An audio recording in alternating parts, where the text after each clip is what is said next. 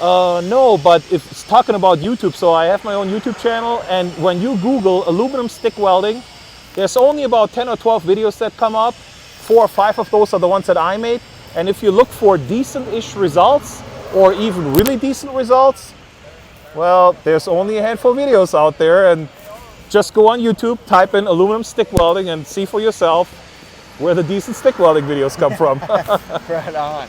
Well, sweet, dude. If it's not Travis, then it's me, you know? Yeah, oh, well, it's hard to beat Travis in the YouTube realm, dude, because he is everywhere, man. Travis, I went to Houston like 6 years ago, and I met him over at WeldTube, and he never stick welded aluminum before. And I said, look, this is kind of how you do it. You do like this, you do like that, you do, yeah, I got this. He burnt the first rod, already looked better than mine ever did. The second rod, absolutely flawless. The slag is peeling up like 7018 all by itself. And people say that's impossible, nobody can do this. And there's big names in the industry that tried their way on YouTube with aluminum stick. And it's just, it's not that hard, but it's like some people just have it naturally. Oh yeah, Travis. Yes, I would even venture to say Travis Field is one of the best welders in the world. Probably. And when you talk to him, he's so humble about it. He says, oh yeah, but this Pedro guy is so much better and his welds look like robotic and whatever. And so today I'm here in Texas, in Houston, at South Coast Welding Academy with Travis.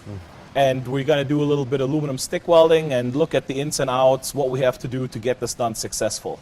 We're going to stick weld some aluminum, although everybody says there's really not a need for it because you can TIG weld it, right? You can MIG weld it. And what you're going to do in a 20 mile or 30 mile an hour wind on some dirty material out in the field, stick welding seems to be a good option for this. So we're going to experiment a little bit with pulse stick, aluminum pulse stick, and we'll figure out why this works. Nice. So that's going to be a very interesting video. Peter, take it away. So we have some 1/4 inch material here, some coupons. We have some 1/8 inch electrodes. Those electrodes are good anywhere from about 100 thousandths material thickness to 3/8. The power source we're going to use today is an inverter stick welder. So aluminum is not just an excellent electrical conductor, it's also an excellent thermal conductor, which means as you weld, the aluminum tries to suck the heat out of your weld area. If you weld on a big tanker truck, not just on a little coupon, you need excessive amounts of heat to keep your puddle liquid. You can preheat this with a torch. The key is to have consistency. You should know what temperature you're preheating to. So a heat crayon, like a template stick, could be your friend on something like this. The other thing is a little bit temperature control on your welding machine, like a hot start option or temperature control as you're welding may help you. So what I have done with my machine is I utilized one of those TIG remote controls, and it plugs right into the front of the machine. And ultimately, I will be able, as I'm welding, with the thumb to control my heat as I'm welding. So I can do a hot start, I can slow it down if there is enough heat in the material, or if the fit up is not perfect, and I can fill the crater. And so this helps me to control heat and heat input rather than committing to a preset amperage on the machine. The other nice feature that this machine has is it has a pulse option, which was originally designed for 6010 pipe welding. I found it works really well on aluminum. If you set your machine to an amperage, let's say 100 amps,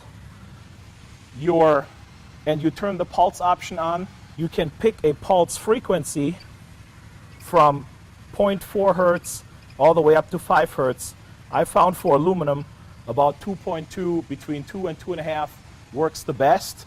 What that does is it makes the rod not burn as fast as it normally would, and it actually gives you some nice ripples in the weld. What happens is half of the time you weld at 100 amps, half of the time you weld at 50 amps. It's a 50% background, 50% pulse on time. So these rods are MG rods. It's a 405. It's an aluminum repair rod. It comes in different diameters, 3/32, 1/8, and 5/32. Today we're using 1/8. Usually, if I know nothing about stick rods, the box tells me most of everything I need to know. DC, electrode positive, and it gives me an amperage range. Normally, I would say start in the middle and work your way up and try it out.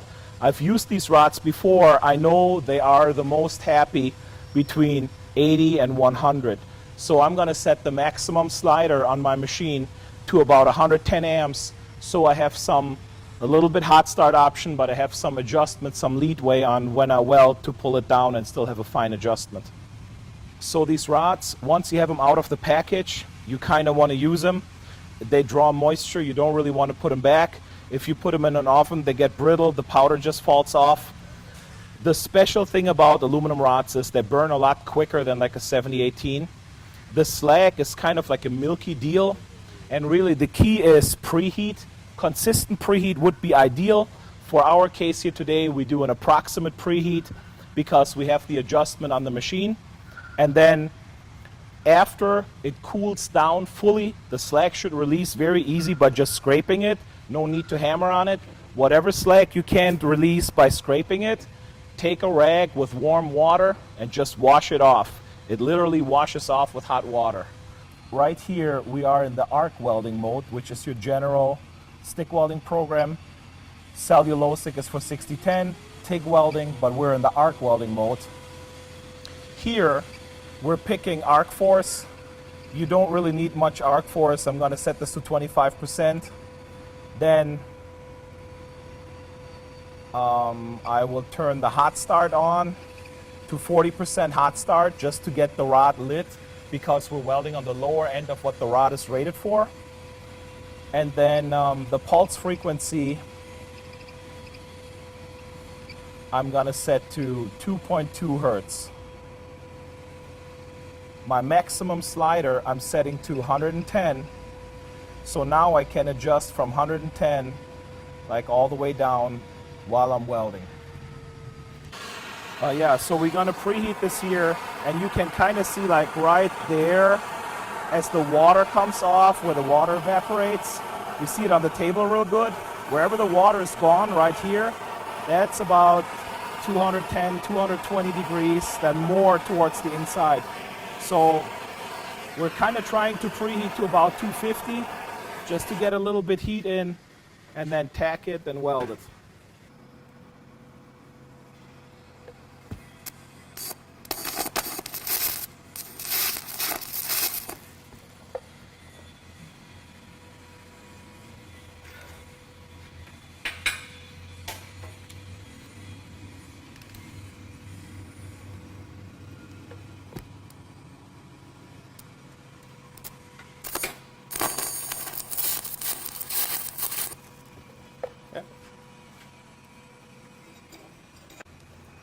Okay, ready?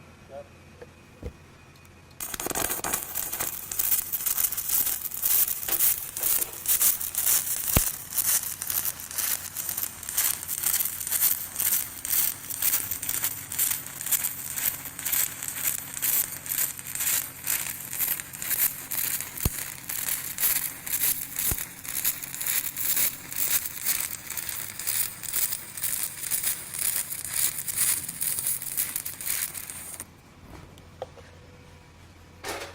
You want to do the back side, right back to back?